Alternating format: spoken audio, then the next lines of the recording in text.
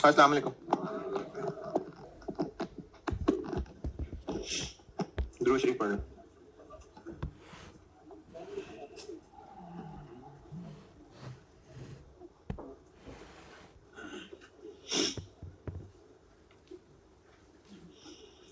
मेरा ख्याल है 2-3 दिन से शायद मैंने बात ही नहीं की कोई।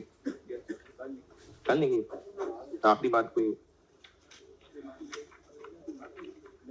तीमारदारी के बाद, या शायद तीमारदारी की थी मेरे ख्याल में।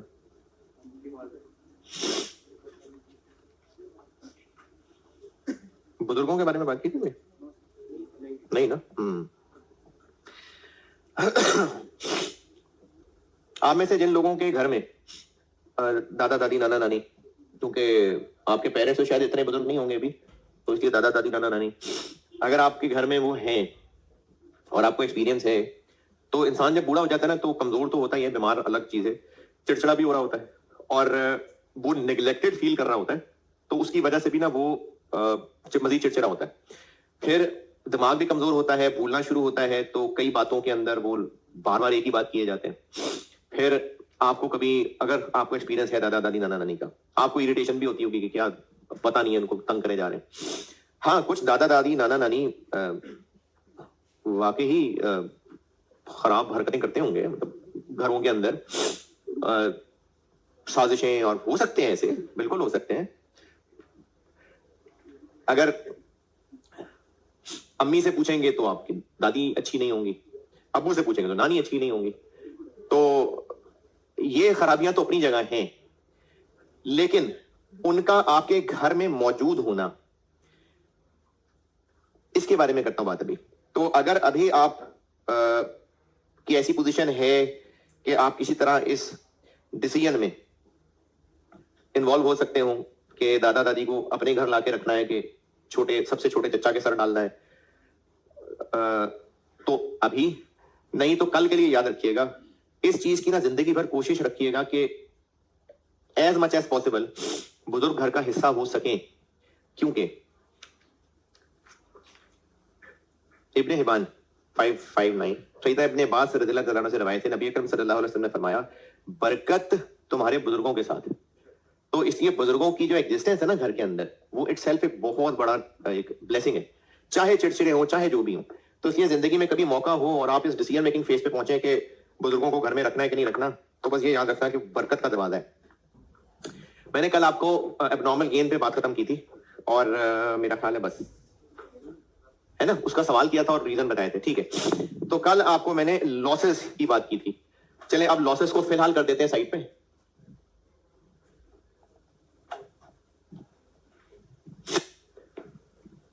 इनपुट तो हो गई होगा सवाल में, लॉस को फिलहाल अब छोड़ देते हैं और वर्क इन प्रोसेस को भी मजीद 2 टुकड़ों में बांट देता हूं। अभी पहले सिखा देता हूं क्लोजिंग इन प्रोसेस, ओपनिंग को फिलहाल साइड पे रखते हैं और आउटपुट तो होगा ही होगा। तो मैं भी लॉसेस को फिलहाल साइड पे करके अब क्लोजिंग वर्क इन प्रोसेस सिखाता हूं।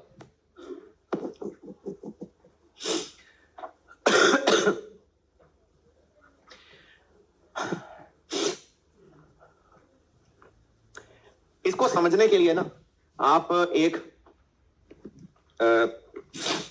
इस टॉपिक की अजम्पशन समझ के उसको पक्का पक्का ध्यान में रख ले। लिखना चाहे तो बहुत अच्छी बात है, लिख लीजिएगा। मैंने आपको जब ये प्रोसेस कल परसों शुरू कराया था तब भी की थी ये बात कि हम लोग अगर सवाल में कह रहे हैं कि इनपुट 5000 यूनिट्स हैं, तो ये मतलब नहीं है कि वो 5000 यूनिट्स महीने के शुरू में इकट्ठे मशीन में डाले थे, फिर वो पूरा महीना पकते रहे, सड़ते रहे, गलते रहे, कुड़ते रहे, फिर महीने के बाद ढक्कन खोला। ये नहीं हो रहा है। 5000 इनपुट से क्या मुराद है, उस महीने में टोटल इनपुट इतने हैं, एक दफा में तो शायद 100 200 डलते होंगे, और जब वो मशीन में डल रहे हैं पकने के लिए, कटने के लिए, जो भी है, गलने के लिए, वो कितनी देर मशीन में रहते हैं, ये तो उस प्रोसेस की नेचर, प्रोसेस की ड्यूरेशन पता चलेगी। हो सकता है वो 10 घंटे का प्रोसेस हो सकता है 3 दिन का प्रोसेस हो। तो एक प्रोसेस की जो ड्यूरेशन है, मिसाल के तौर पे अगर 8 घंटे है, अगर प्रोसेस ड्यूरेशन 8 घंटे है, तो अजम्पशन ये है कि इसमें डलने वाला जो इनपुट होगा,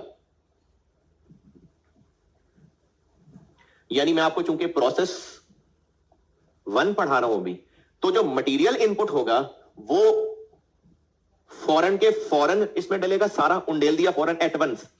इसकी इसकी मिसाल ऐसे समझें कि अगर कढ़ाई में समोसे तलने हैं तो असल में तो ये हो सकता है कि पहले तेल और आग, पहले उसको गर्म करना है, उसके बाद वो मटेरियल डालना है।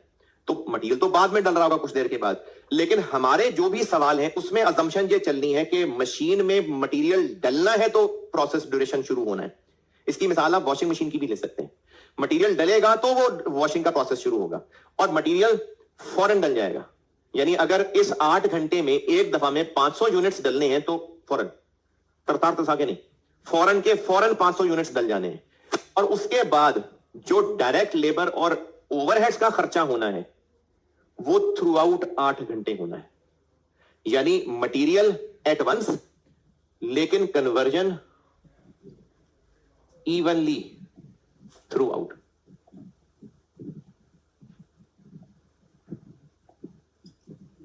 ये अजम्पशन है हमारी, और ये ऐसी अजम्पशन है कि ये सवाल में लिखने की भी जरूरत नहीं है। प्रोसेस कॉस्टिंग के सवालों में एक अजम्पशन ये चला करेगी सारी कैलकुलेशंस में। अंडरलाइंग अजम्पशन ये है, ये प्रोसेस ड्यूरेशन 8 घंटे वाली बात समझ आई ना? हम लोग सवालों को सॉल्व करते हुए ले टोटल फॉर द मंथ रहे होंगे, लेकिन एक दफा यूनिट्स का मशीन में डलना और फिर धुल के मशीन से बाहर निकलना, ये तो कुछ घंटों या कुछ दिनों का प्रोसीजर होगा, उसको मैं प्रोसेस ड्यूरेशन कह रहा हूं। तो हमारे सवालों में एक अजम्पशन ये चलेगी कि मटेरियल फौरन शुरू में ही डल जाया करेगा, लेकिन conversion cost evenly through out 8 घंटे से। क्या मतलब इवनली? बराबर। यानी अगर इन 8 घंटों में 4000 रुपए की बिजली लगनी है तो वो बिल्कुल सेम स्पीड से लग रही है, यानी 1 घंटे में 500 रुपए की बिजली लग रही है। ये मतलब है evenly through out the process. तो हमारी प्रोसेस कॉस्टिंग की अजम्पशन ये चला करेगी कि जो एक दफा में यूनिट्स डलने हैं, यानी मटेरियल कॉस्ट का इनपुट, वो फौरन हो जाया करेगा। और कब? शुरू में। और conversion through out the period evenly चलती रहेगी। ये हमारी इन सारे सवालों की एक अंडरलाइन अजम्पशन है। आप ये जरूर ये लाइनें एरो शेरो नोट करें, लेकिन जो जबानी बोल रहा हूं वो बात भी लिखें, यानी इसको अपने अल्फाज में एक्सप्लेन भी करें। ये आपको बार बार ये देख के जरूरी नहीं कि याद रहे। हमारी अंडरलाइन अजम्पशन ये है सारे सवालों की कि जब भी प्रोसेस ड्यूरेशन शुरू होना है, मटेरियल एट वंस डल जाना है शुरू में, और conversion through out the process duration evenly इनकर होनी है।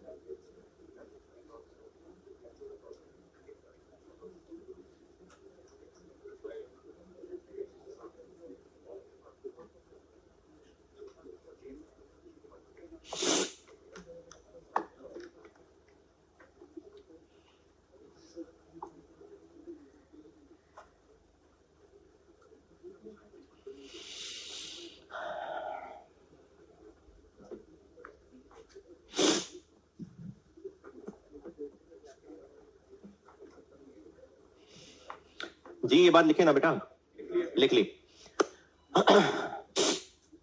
क्लोजिंग वर्किंग प्रोसेस क्या होता है? हम जिस पीरियड की इस वक्त कैलकुलेशन कर रहे हैं, अगर महीना है तो वो महीना खत्म होने पे अभी इस वक्त मशीन में जो यूनिट्स हैं वो मशीन के अंदर अभी इसलिए बैठे हुए हैं कि उनका बाहर आने का मूड नहीं है। प्रोसेस ड्यूरेशन अभी पूरा हुआ नहीं है, क्योंकि फैक्ट्री में काम ईयर एंड दे के नहीं चल रहा होता, वो तो अपनी रूटीन में चलेगा। तो उस महीने की कैलकुलेशन के लिए वो कहलाएंगे क्लोजिंग वर्क इन प्रोसेस। कल तक हम लोग जो कॉस्ट पर यूनिट निकाल रहे हैं, अच्छा वो जो कल एबनॉर्मल लॉस और एबनॉर्मल गेन, बल्कि स्पेशली एबनॉर्मल गेन की कहानी समझा रहा था ना, अगर आपको नहीं समझ आई है तो दिल छोटा नहीं करना, मायूस होने की जरूरत नहीं है, करना वैसे ही जो फार्मूले बताए थे। आस्ता आस्ता जैसे जैसे आप प्रोसेस कॉस्टिंग में ग्रो करेंगे तो बेहतरी होती जाएगी, आप खुद अपने अंदर तब्दीलियां महसूस करेंगे, हालात बदल जाएंगे, जज्बात बदल जाएंगे, आपको फील होगा। तो बस सब्र से चलते रहिएगा।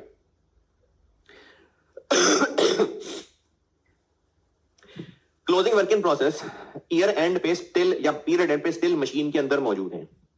उनमें जितनी मटेरियल कॉस्ट लगनी थी वो लग गई है या अभी और लगनी है? वो लग गई है। कन्वर्जन अभी अधूरी है ना, अभी अधूरी है। और जो कंप्लीट होके आउट हो गए हैं उन पे मटेरियल कन्वर्जन सब पूरी लग चुकी है। वापस आता हूं, फिर थोड़ी अंग्रेजी लिख के देता हूं, फिर एक सवाल से ना आपको एक कैलकुलेशन समझाता हूं। एक मिसाल दे रहा हूं, प्रोसेस कॉस्टिंग की मिसाल नहीं है, बस आपको एक चीज समझाना चाह रहा हूं। अगर समझ आ गई तो ठीक है, नहीं तो इसको नोट ना करना, रहने देना। एक पब्लिक प्लेस थी, कोई पार्क था, कोई जू था, वहां पर जो टिकट थी वो बड़े की टिकट थी 300 और बच्चे की टिकट थी इसका 60%, इसका 60%, 180।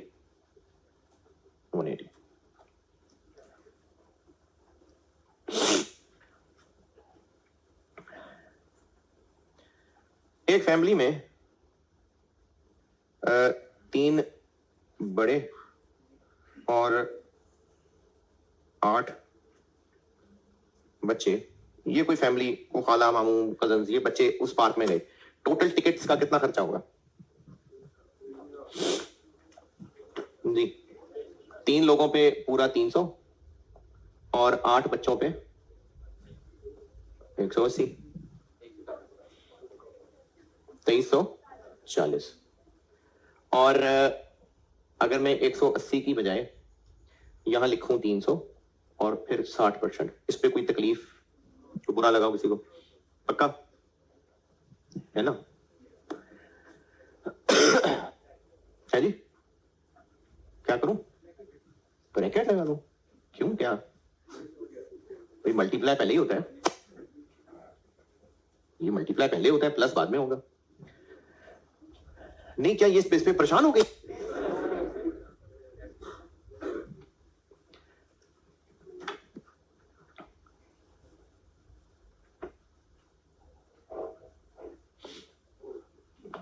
₹300 हमें नहीं पता, लेकिन ये पता है कि टोटल खर्चा इतना है। तो ₹300 कैसे फाइंड करें? इसको सिंप्लीफाई, एक स्टेप। ये क्या बना? 8 × 0.6 4.8। अच्छा, ये तो 4.8 हो गया। हम ऐसा करते हैं 10 बच्चे कर लेते हैं। 10 बच्चे हैं। ओ एक मिनट, 10 बच्चों का कितना बन रहा था फिर? 2700 ना? 2700 की अमाउंट समझ आ रही है? 3 बड़े हैं, 300 एक बड़े का, और 10 बच्चे हैं तो बच्चों का 180 रुपए था, जो कि 300 का 60% था। तो 2700 रुपए टोटल खर्चा था। अब मैं कह रहा हूं कि अगर हम ये 300 रुपए जानना चाहें तो ये x हो गया, और 3x प्लस 6x और 9x, तो x इज इक्वल टू 300। इस पे कोई एतराज?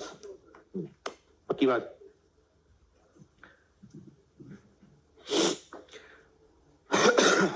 और एक काम मुझे और कर दें कि 3 × 300 था और 10 × 300 × 60% था, तो ये था 900 और ये था 1800, ये ऐसे 2700 बना था। इसमें बताएं पहले कोई एतराज है? क्योंकि अगर यही आप कंफ्यूज हो गए तो फिर मैं छोड़ देता हूं। मैं इससे कोई चीज रिलेट कर रहा हूं तो अगर यही कंफ्यूजन है तो फिर नहीं करता रिलेट यहां तक। अब यहां ना स्पेशली आप 2-3 चीजों पे गौर करिएगा कि मैंने ये जो 6 का नंबर निकाला है ये कैसे, और ये 300 रुपए किसका टिकट है, बड़े का कि छोटे का? पक्की बात है। और ये 6 कैसे कैलकुलेट किया मैंने? 10 का 60% लिया। अगर पार्क में सिर्फ बड़े लोग ही जाते तो 9 लोगों का कितना खर्चा आता? 2700, है ना?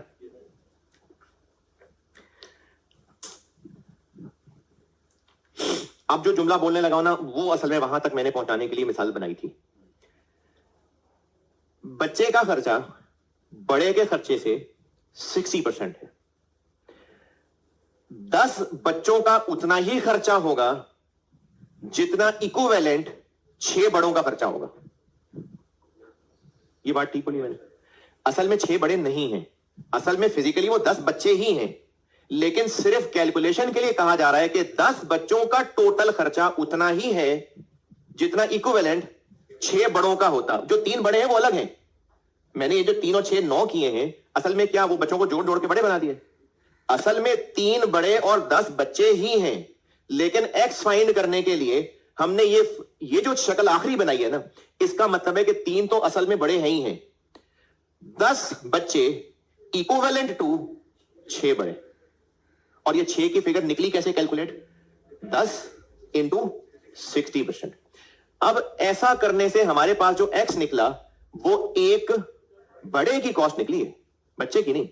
आल्दो कि मैंने इस इक्वेशन के अंदर बच्चे भी इस्तेमाल किए हैं, लेकिन पर यूनिट कॉस्ट किसकी निकली है? एक बड़े की। ये बात मैं समझा पा रहा हूं कि नहीं? एक रिकैप दे देता हूं ताकि फिर इसमें जो मेन जुमला जो आप तक पहुंचाना था, मैंने ये मिसाल ली है कि बड़े की टिकट इतनी है, छोटे की टिकट इतनी है, जो कि इसका 60% है। एक फैमिली जिसमें 3 बड़े और 10 बच्चे थे, वो इसमें पार्क में गए हैं और टोटल खर्चा उनका 2700 रुपए बना, जो कि ऐसे बना है।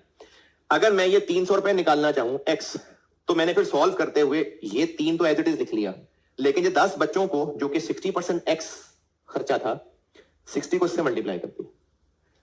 ये बच्चे 60% नहीं अंदर जा रहे थे, ये बच्चे को 60% काट के अंदर कर दो, बच्चे तो पूरे थे, खर्चे का 60%, लेकिन हमने सिर्फ कैलकुलेशन के लिए 10 को 60 से मल्टीप्लाई किया और फाइनल शक्ल क्या बनी कि 2700 रुपए 3 बड़ों का खर्चा तो है, लेकिन 10 बच्चों का खर्चा इज इक्विवेलेंट टू 6 बड़ों का खर्चा। एक बात। और दूसरी बात, मैंने इस इक्विवेलेंट बड़े इसमें रखने से जो आंसर निकाला वो एक बड़े की कॉस्ट निकली है। ये 2 चीजें हैं इसकी कंक्लूडिंग जो मैं आगे लेके जा रहा हूं। 10 बच्चे इक्विवेलेंट टू 6 बड़े, और इक्विवेलेंट बड़े काउंट करने से जो आंसर निकल रहा है वो एक बड़े की कॉस्ट निकल रही है।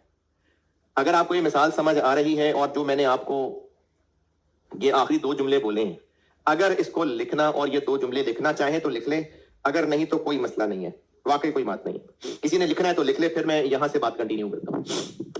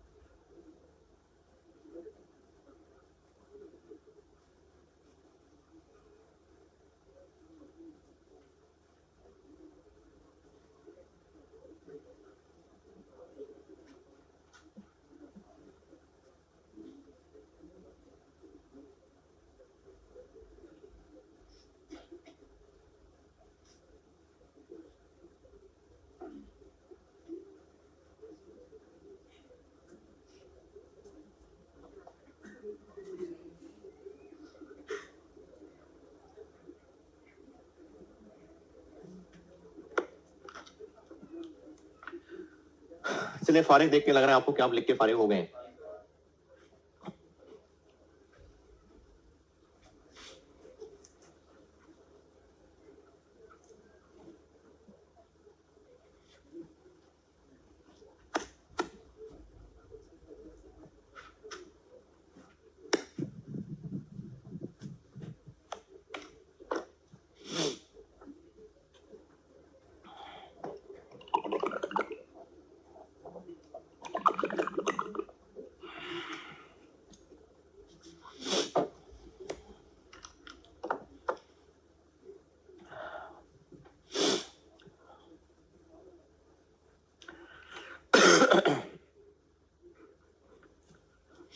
तो अब जब सवाल में क्लोजिंग वर्क इन प्रोसेस आ जाएगा ना, मिसाल के तौर पे अगर हम जून के महीने की बात कर रहे हैं, तो प्रोसेस 1 में जून के महीने में इनपुट हुए 6000 यूनिट्स और मंथ एंड पे closing work in process 400 units मौजूद हैं। जो मैंने पिछली मिसाल दी उसमें 6 क्या था, असल में वो 6 बड़े नहीं थे, 10 बच्चे इक्वलेंट 6 बड़े।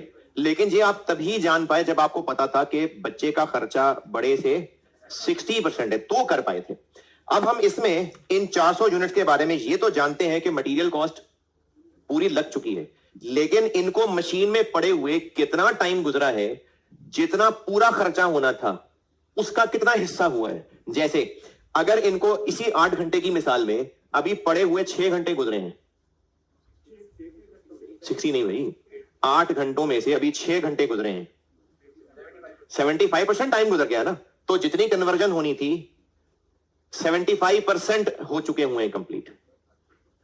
ये भी जो बात बताई थी उसी को रिलेट कर रहा हूं बेटा। हमारी इस पूरे प्रोसेस कॉस्टिंग में अंडरलाइन असम्पशन ये है कि मटेरियल एडवांस गल जाएगा, उसके बाद कन्वर्जन इवनली होगी। तो अगर ये 400 यूनिट्स इस मशीन में 8 घंटे पड़े रह रहे थे और अभी जून 30 रात 12 बजे, जब फैक्ट्री तो खैर चली रही थी 24 घंटे, हमने जब कट ऑफ लगाया तो इनको मशीन में पड़े हुए भी 6 घंटे गुजरे थे। कन्वर्जन वाली मेहनत इन पे कितनी हो चुकी थी, 75%। इस बात को यहां कहेंगे 75% complete with respect to conversion. और मैंने नहीं लिखा कि मटेरियल के हिसाब से वो पूरे हैं, वो 100%। तो कन्वर्जन के हिसाब से ये 75% कंप्लीट है। आउटपुट फिर कितना हुआ, 5600 यूनिट। ये मिसाल है कि अगर क्लोजिंग वर्क इन प्रोसेस आ जाए तो हम, अच्छा ये बड़े हैं कि बच्चे हैं, ये बड़े हैं, हम एक बड़े की कॉस्ट निकालना चाह रहे हैं। तो एक बड़े की कॉस्ट निकालने के लिए हमें डिवाइडेड बाय इतने बड़े और 400 बच्चे इज इक्विवेलेंट टू 300 बड़े। नहीं समझे, 3 बड़े 10 बच्चे। अगर एक बड़े की कॉस्ट निकालनी है तो 2700 को डिवाइड 9 से किया था, बना था 3 बड़े प्लस 10 बच्चे इक्विवेलेंट टू 6 बड़े। और वो 6 कैसे निकाला था, 10 को इस परसेंटेज से मल्टीप्लाई किया था। तो अब अगर हम इनकी पर यूनिट कॉस्ट निकालना चाहेंगे तो डिनोमिनेटर में 5600 बड़े और 400 बच्चे इक्विवेलेंट टू 300 बड़े, तो पर यूनिट कॉस्ट निकलेगी। लेकिन ये काम मटेरियल के साथ भी करना है, नहीं। तो अब इसकी अंग्रेजी के चूंकि क्लोजिंग वर्क इन प्रोसेस, अब ये अंग्रेजी लिख देता हूं, generally closing work in process is 100% complete with respect to material, but incomplete, yeah, partially complete with respect to conversion.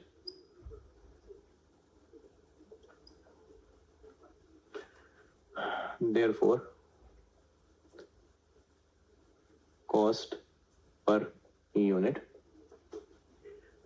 is calculated separately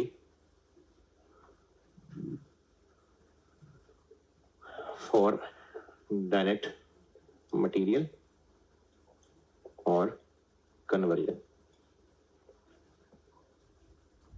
यानी पहले हम कल तक पर यूनिट कॉस्ट जो निकाल रहे थे उसमें मटेरियल कन्वर्जन दोनों ले रहे थे। अब क्लोजिंग वर्किंग प्रोसेस आ जाने की वजह से हम उसके दो हिस्से कर देंगे, मटेरियल पर अलग निकालेंगे, कन्वर्जन पर यूनिट अलग निकालेंगे।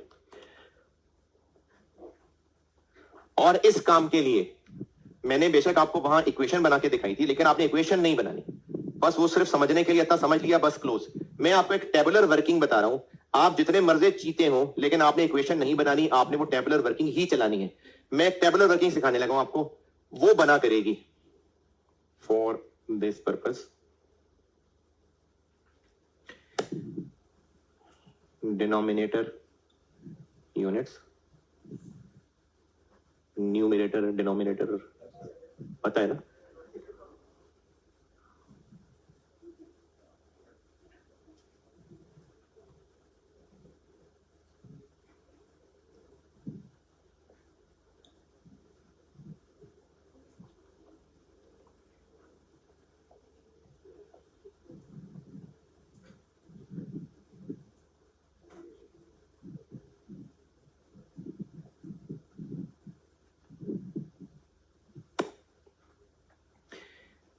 इक्विवेलेंट प्रोडक्शन की हम एक टेबुलर वर्किंग बनाया करेंगे, स्टेटमेंट ऑफ इक्विवेलेंट प्रोडक्शन भी कहते हैं इसको, और मैं इसको आइंदा ना प्यार से ईपी कहा करूंगा, ईपी, ईपी इक्विवेलेंट प्रोडक्शन।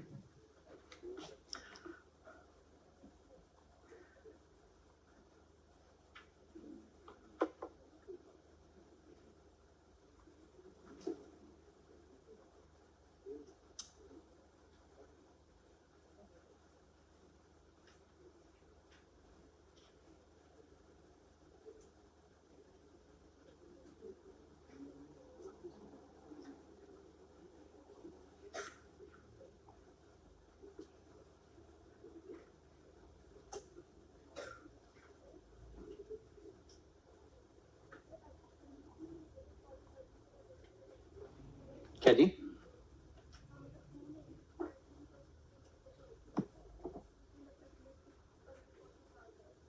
अच्छा,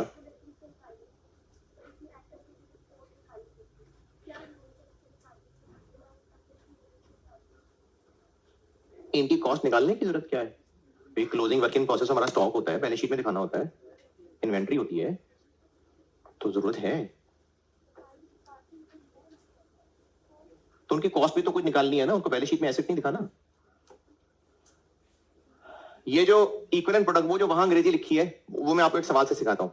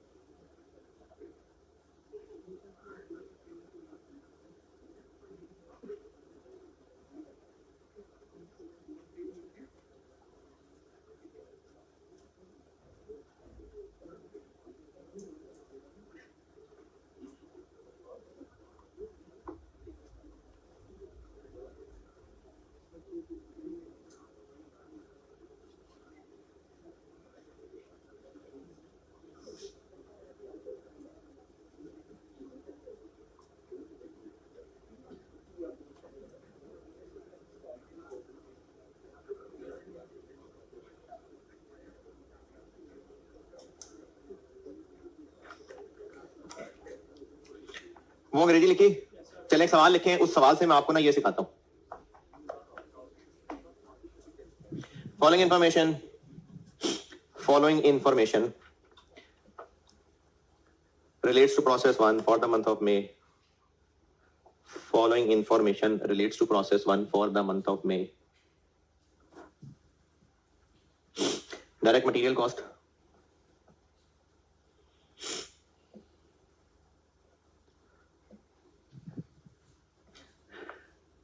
$250,000 50,000, 2,50,000 रुपए, और इसके साथ ब्रैकेट में लिखिए 15,000 यूनिट्स, 15,000 यूनिट्स। ये क्या बताया जा रहा है? मटेरियल के साथ यूनिट्स, ये इनपुट है, क्योंकि प्रोसेस 1 का इनपुट मटेरियल है ना, तो अगर मैं डायरेक्ट मटेरियल कॉस्ट के साथ यूनिट्स बता रहा हूं तो एक्चुअली इनपुट यूनिट्स बता रहा हूं। Direct labour cost, direct labour cost 140,000,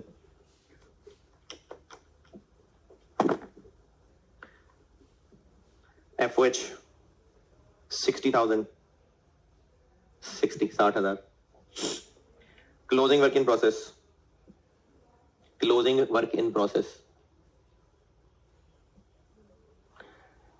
800 units, 800 units, और इनके साथ लिखिए ब्रैकेट में 70% complete with respect to conversion, 70% complete with respect to conversion.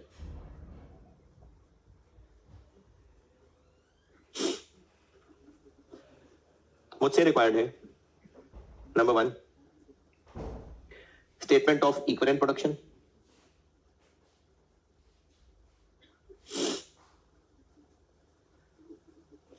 Number 2 cost per unit, cost per unit, और नंबर 3 स्टेटमेंट ऑफ इवैल्यूएशन।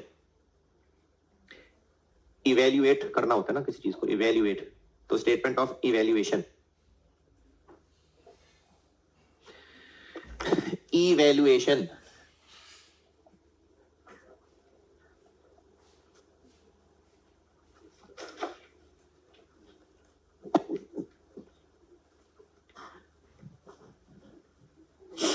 ये जो मैं इक्विवेलेंट प्रोडक्शन का फॉर्मेट बता रहा हूं, आप इसको ही फॉलो करिएगा, इक्वेशन के चक्कर में ना पड़िएगा, क्योंकि अभी सिर्फ क्लोजिंग वर्क इन प्रोसेस सिखाया है, इसमें और चीजें भी आनी है, तो इसलिए टेबल में ही एडजस्ट होती जाया करेंगी। Statement of equivalent production,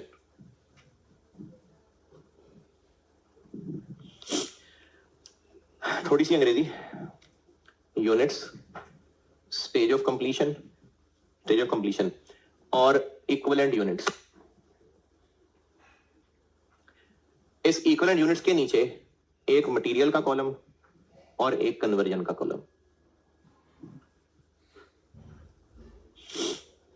units, stage of completion, equivalent units, material का कॉलम, कन्वर्जन का कॉलम।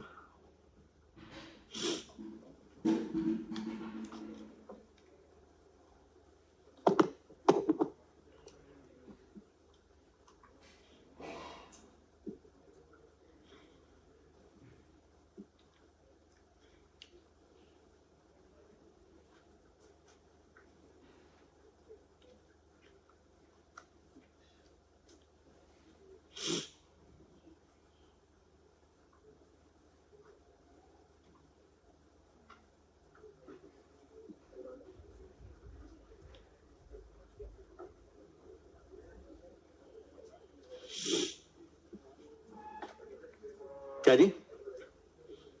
पर्टिकुलर्स क्या? हाँ हाँ, मैंने कहा था ना थोड़ी अंग्रेजी लिखनी है। क्या जी? Stage of completion percentage. अच्छा, इस सवाल में 2 चीजें हैं जो इसमें लिखनी है, फिर और चीजें आती जाएंगी। एक है आउटपुट, जिसको आउटपुट कह लें चाहे कंप्लीटेड यूनिट्स कह लें, और एक है closing work in process. Completed units कितने हैं? मैंने बताया नहीं बताया, वो ढूंढ के देखें। 14200। भाई 800 अभी भी इन प्रोसेस हैं, तो फिर 14,200 बन गए। ये जो 14,200 हैं मटेरियल के हिसाब से ये पूरे हैं, यानी मटेरियल का खर्चा इन पे पूरा लग चुका है या अभी नहीं लगा, और कन्वर्जन, तो ये हर लिहाज से पूरे हैं, यानी मटेरियल के एतबार से भी और कन्वर्जन के एतबार से भी ये 14,200 ही हैं। लेकिन जो क्लोजिंग वर्क इन प्रोसेस हैं तो वो 800 यूनिट्स, लेकिन उन 800 यूनिट्स को अगर हम मटेरियल की एनक लगा के देखेंगे तो वो पूरे नजर आएंगे, और कन्वर्जन की एनक लगा के देखेंगे तो वो पूरे नजर नहीं आएंगे, वो 70% नजर आएंगे। मटेरियल के एतबार से ये पूरे 800 है और कन्वर्जन के एतबार से 560।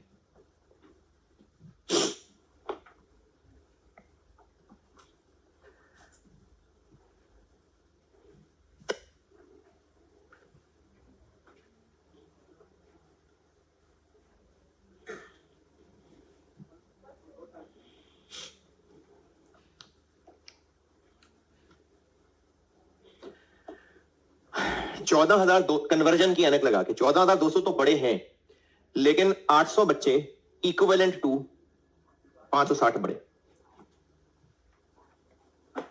ये होती है equivalent production.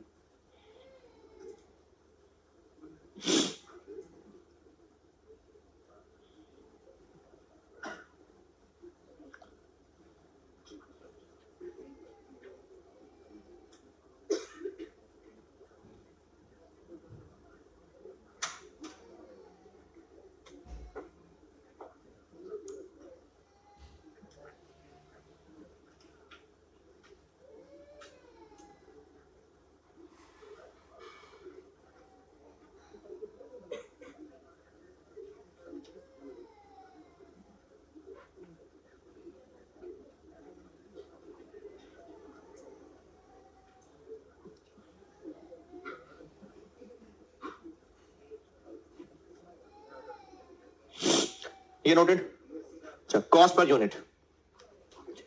Cost per unit हमने मटेरियल और कन्वर्जन की अलग अलग कैलकुलेट करनी है। अच्छा, ये कोई जरूरी नहीं है कि आप इस तरह एक टेबल से निकालें, वैसे यहां फार्मूले में भी निकाल सकते हैं, लेकिन चूंकि चीजें मैंने और ऐड करनी है इसलिए ये भी बेहतर है कि आप इसको ऐसे ही चलाएं जैसे मैं चला रहा हूं। मटेरियल का कॉलम और कन्वर्जन का कॉलम, और हम इस वक्त मई के महीने का सवाल कर रहे हैं, तो करंट पीरियड कॉस्ट कितनी लगी है? मटेरियल कॉस्ट कितनी? 250,000। कन्वर्जन 2 लाख। ये हो गया न्यूमरेटर। और हमने जब मटेरियल के खर्चे की पर यूनिट कॉस्ट निकालनी है तो इसका डिनोमिनेटर क्या रखेंगे? 15,000। और कन्वर्जन के पर यूनिट के लिए 760। तो कॉस्ट पर यूनिट आ जाएगी 16.67 और ये जी 13.55। ये निकल आई कॉस्ट पर यूनिट जी। हम लोग कॉस्ट पर यूनिट निकाल रहे हैं, तो कॉस्ट पर यूनिट निकालने के लिए cost divided by units. Cost ये मैंने सवाल में बताई हुई है और इनको हमने डिवाइडेड बाय वो यूनिट से करना है। कन्वर्जन के लिए कन्वर्जन वाले यूनिट्स और मटेरियल के लिए मटेरियल वाले यूनिट्स, ये वाले। ये 2 लाख कहां से आया? एफओएच और लेबर को ऐड किया ना, कन्वर्जन लिखा है मैंने जी। तो लेबर एफओएच आ गया ना? हाँ हाँ करेंगे प्लस। अभी 2 टुकड़े निकालें।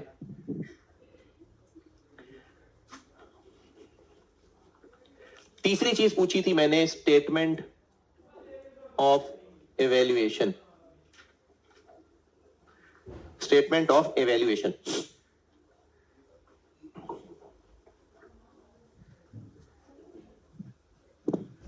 जी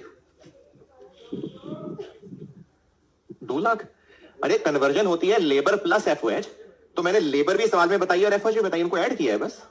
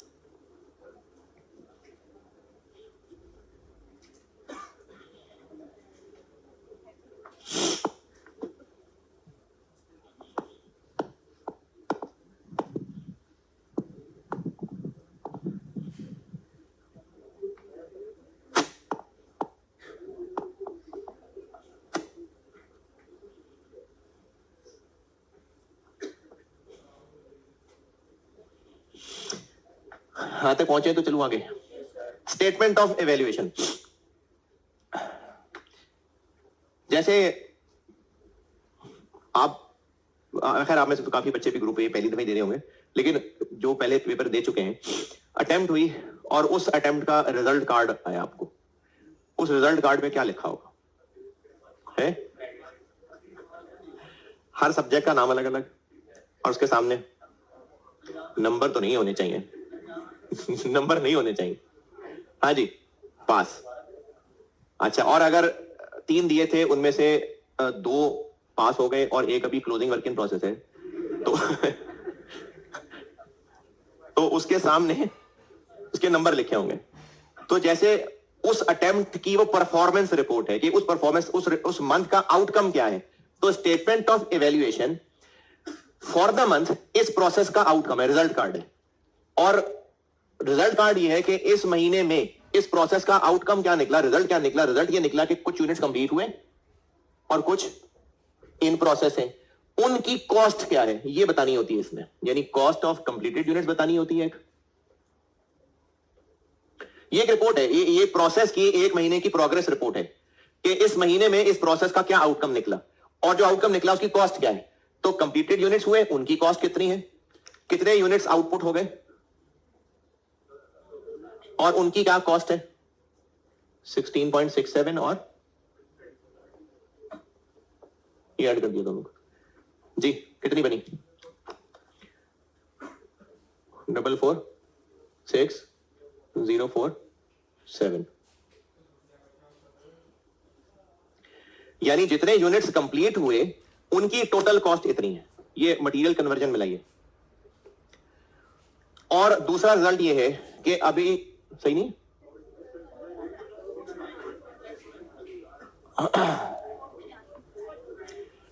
16.67 प्लस 13.55 क्या बना,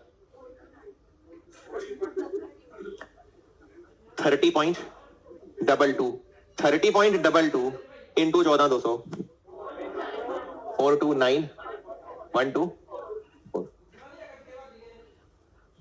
और दूसरा रिजल्ट यह है कि अभी कुछ इन प्रोसेस है, cost of closing work in process. In 800 units की टोटल कॉस्ट कितनी करें कैलकुलेट आप लोग अपने तौर पे जो समझ आता है। इन 800 यूनिट्स है ना, इन 800 की टोटल कॉस्ट निकालें, जैसे भी समझ आती है, लिख के नहीं बस कैलकुलेट कर दें।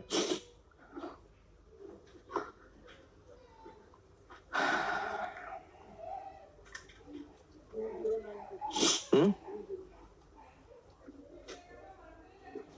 2094। अच्छा,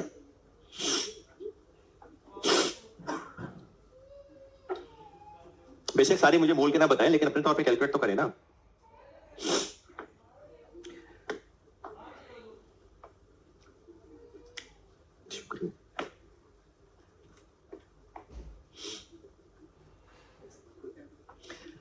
हाँ जी, 20924 और कोई यही 24176 और कुछ। हाँ जी, और कुछ 10 भी है, 10840 है, ठीक है चलो 16923। अच्छा, और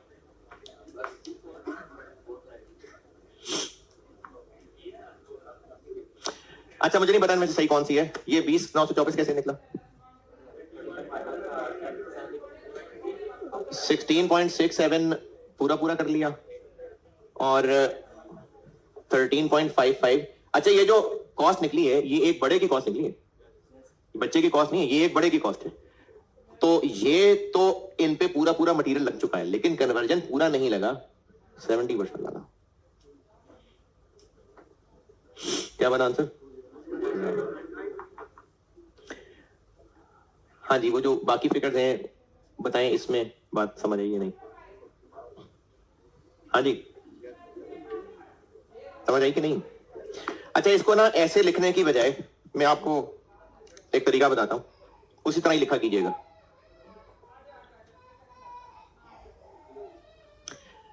यूनिट्स इनटू रेट कर रहे हैं ना, यूनिट्स इनटू रेट। तो closing work in process, material में यूनिट्स क्या लिखे हुए हैं? 800। रेट क्या लिखा हुआ है? कन्वर्जन में यूनिट्स क्या लिखे हुए हैं? 560। रेट क्या लिखा हुआ है? ऐसे करिएगा, 1,333,6,7,5,8,20,924। ये होती है statement of evaluation.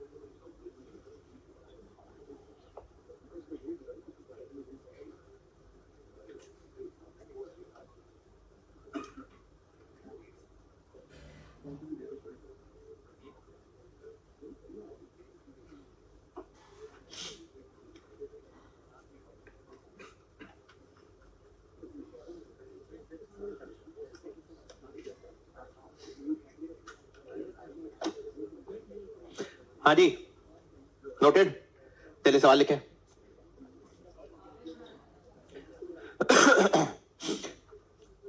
Following information relates to process 1 for the month of May. Following information relates to process 1 for the month of May. Direct material cost 160,000, 1,60,000 रुपए। Direct labour cost 120,000, 120। FOH 80,000। Input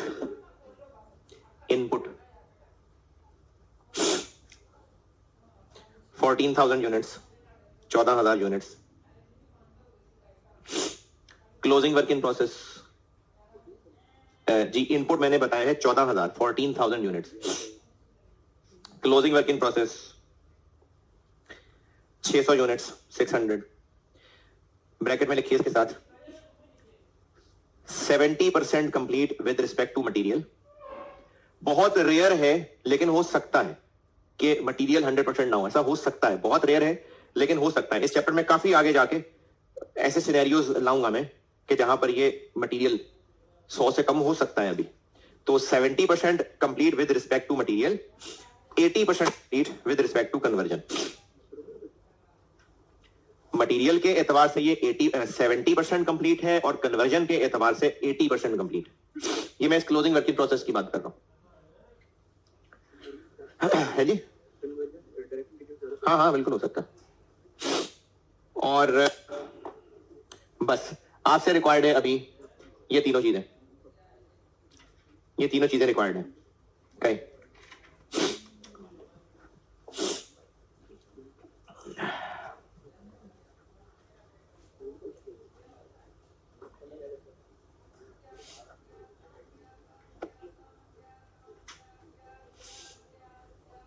क्या जी, output तो मैंने बताई नहीं हो।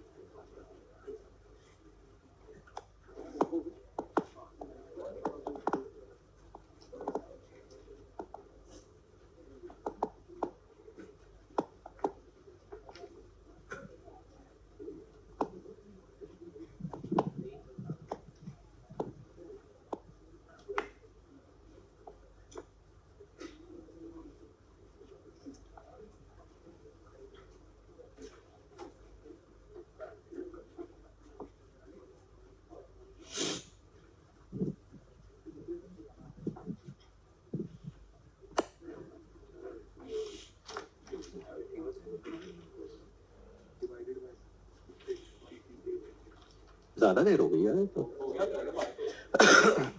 Completed units 13400 completed तो completed है। ये जो वर्क इन प्रोसेस है मटेरियल के एतबार से ये 70 है और कन्वर्जन के एतबार से 80 है। 420 480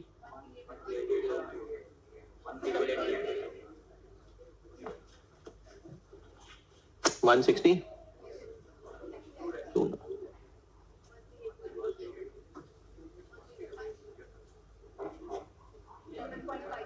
11.58 14.41 57 है।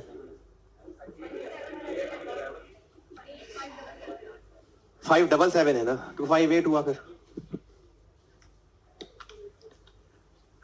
13400 into 11.58 plus 14.41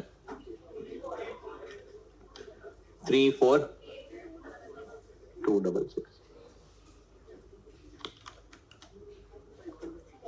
420 into 11.58 और 480 into 14.41 4864 7 8 चले कल ओपनिंग वर्क इन प्रोसेस करा।